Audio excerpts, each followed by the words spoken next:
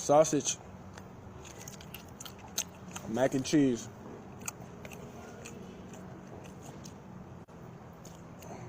parm, bread, ass smack,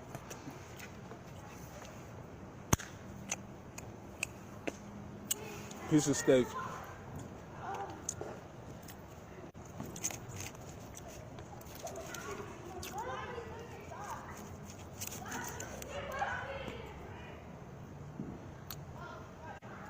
Coke,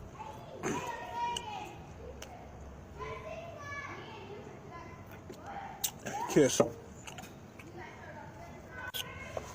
mac and cheese again,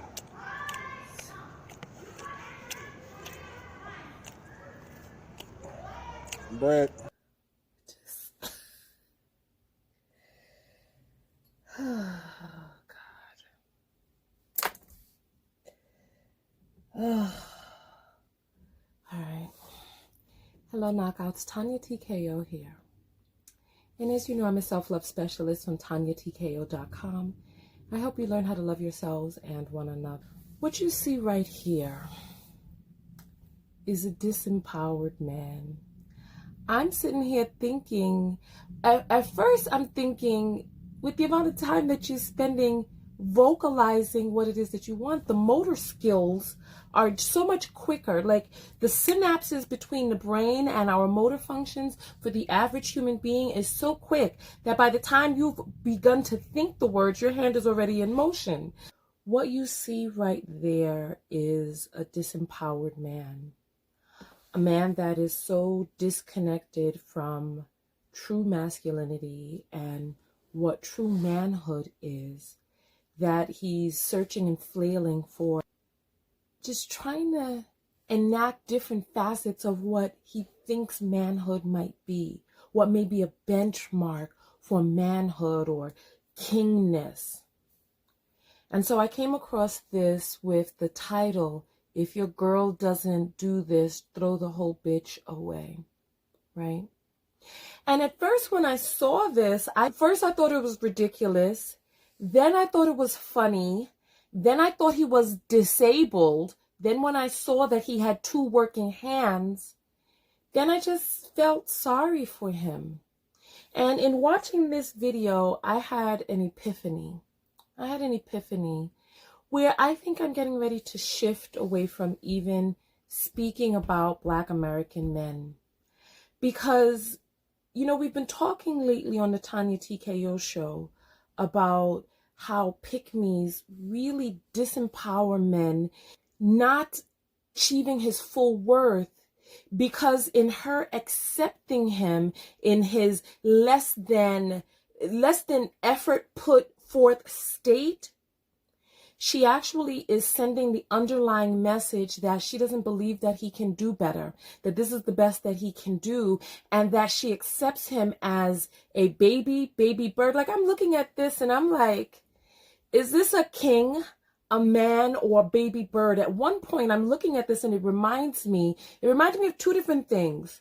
A mother bird bringing food back to the nest and her little baby bird is like, bah, bah. And it also reminded me of a mother feeding her incapable child. Then it reminded me of someone taking care of the disabled. And I had an epiphany, and I'm like, is this the best that Black men can do? Maybe they can't do any better. You know, in commentary, there's this saying called punching up versus punching down. When you punch up, you criticize people who have the capability of doing better, who are in a social standing where they are on a hierarchy that is stable, that is rooted, that is grounded, that is substantial. And I realized that this could be part of the reason that there's so many Black men who come out up in arms about my videos. Black American men. Let me make the qualifier on that. This could be the reason that there's so many Black American men who come out up in arms about my videos, because deep inside their heart, they feel that they are inept, that they are inane, and that there is a part of them that is lame. And when we say lame, I'm not talking about the colloquial, oh, you're lame. I'm talking about lame as in disabled, unable to move, unable to walk. Maybe Black men are disabled. Maybe Black American men are disabled. Maybe they are emotionally, sometimes mentally, spiritually, bankrupted, disabled, disempowered, unable. Maybe. Because deep beneath my criticism has always been the belief that they can do better, that we can do better, that we can achieve more, that we have the capability, that we have the capacity to do better. And seeing this, I'm realizing that maybe they can't. Because instead of thinking of ways that they can learn how to farm, get some farmland, produce food, produce produce, produce farming, food, an equitable resource for the community. Instead of thinking of ways to be an asset to the community, to step into their manhood, to find ways to really be effective.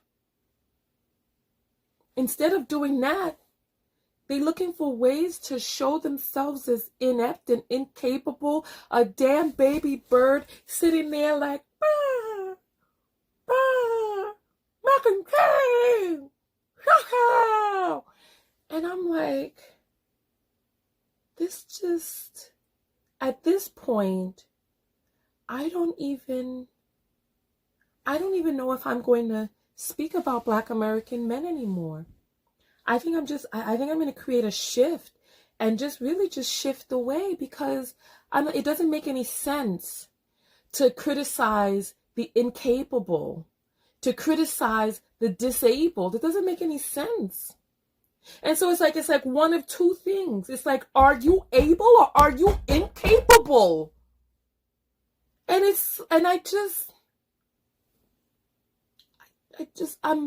I'm befuddled right now. My mind, it's all over the place, because I'm like, is this it? Are we so crippled from the remnants of slavery and Jim Crow and mass incarceration and all of these things that have been impounded upon us? Are we so destroyed that there's no coming back? That in 2020, we got grown men with two working hands. I thought the man was disabled, but then he was able to use both palms of his hand, arms working, to slap this girl on her butt. And you got this girl there cutting up his food with some damn plastic utensils. They may have even been eating on styrofoam. And my heart breaks.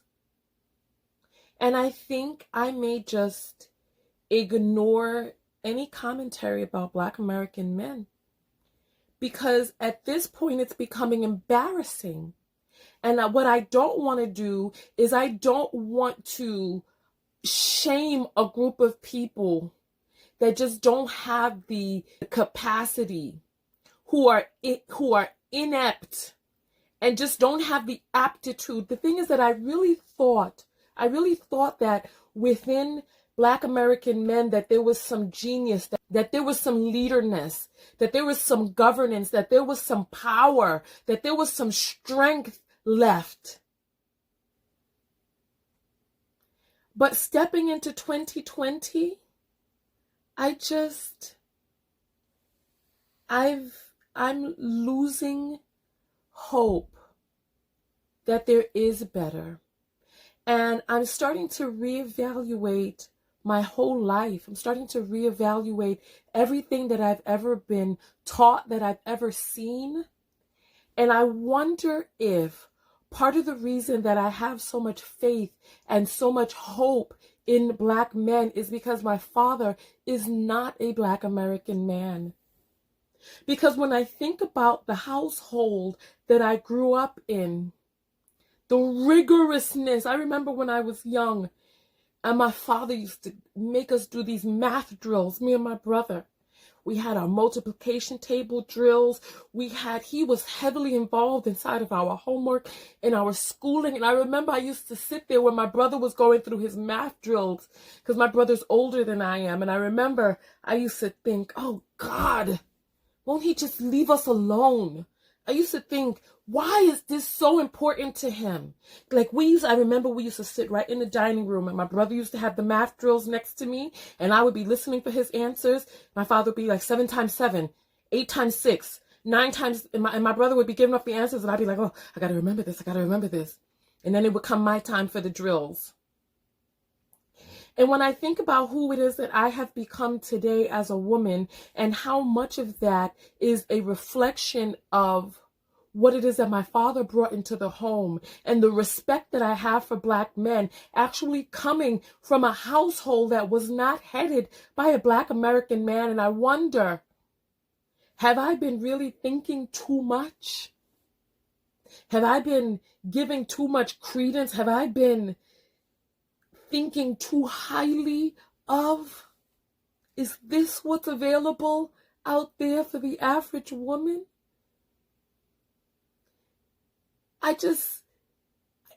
We're not going to make it.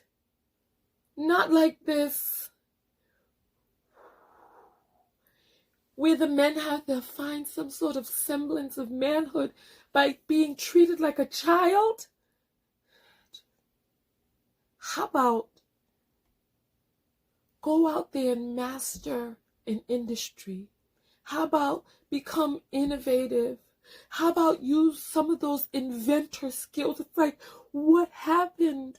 Where did the fracture come in? It's like, we did so well. We were holding up so well. It's like throughout slavery and the Jim Crow, and the Black Panthers rose up. But then, after the government took the Black Panthers down, and that community, the SLC, and the Black Panthers, after they broke off into the Bloods and the Crips, and then the community began to cannibalize itself. How did we last hundreds of years only to come to a breaking point where now we have imploded? I am distraught right now. I am distraught. You know, my mother, like, there are people who try to tell me, oh, Tonya, shut up. You're not American. You're Caribbean. I am bicultural. My mother was an American woman from the South, the Jim Crow South, the Bible Belt. And I have to posthumously thank my mother, because she chose well enough. She chose well enough to make sure that her children had a father who he himself was invested in those children, so that when my mother died, my father took over the helm. And so my whole focus has been that we can do better, that Black men can do better. But I am now beginning to come to the belief that maybe we can't. That maybe there just isn't any real true hope. And that we are so far removed from what manhood, womanhood is, that we just gotta scrap it, call it a day, and just be done with it. I really truly feel like we need to come back into the folds of Mama Africa and use what it is that we have here, what it is that we have been able to do in this country, where it is that we have been able to come and reintegrate ourselves back into the motherland and the positive and the things that are working in the motherland, and really meld both of these communities together and take the best from what it is that we've gathered. Because I know deep inside, like right now, I'm having a hard time, but I know deep inside that there's something here, that we have something. We have been able to innovate. We have been able to do something, but we're still so disempowered. And there's a part of me that feels like we need to reintegrate back into the motherland, back into our blackness, back into our Africanness, and regain some of that power, some of that melanin magic, and take the best of both worlds and really be able to regain our birthright in this nation, on this earth, as melanated people, as humans. Listen, leave your comments below. I want to hear your thoughts. I didn't expect this video to have such an impact on me. I want to hear your thoughts, because I am at a breaking point right now. I'm at a breaking point. I'm going to get out of here because the video is already longer than I wanted it to be. I need to hear your thoughts. Black men, can you not do better collectively? Collectively, I'm not talking about it on an individual basis, because do we even have men out there correcting other men? For the most part, it's like, this is why our neighborhoods are in tatters, why we're living like second-class citizens in this country, why we're getting killed and murdered down, why we're not safe, why we don't control any industry that is integral to our survival here on earth, how we sit by idly. Listen, we need to reclaim the power.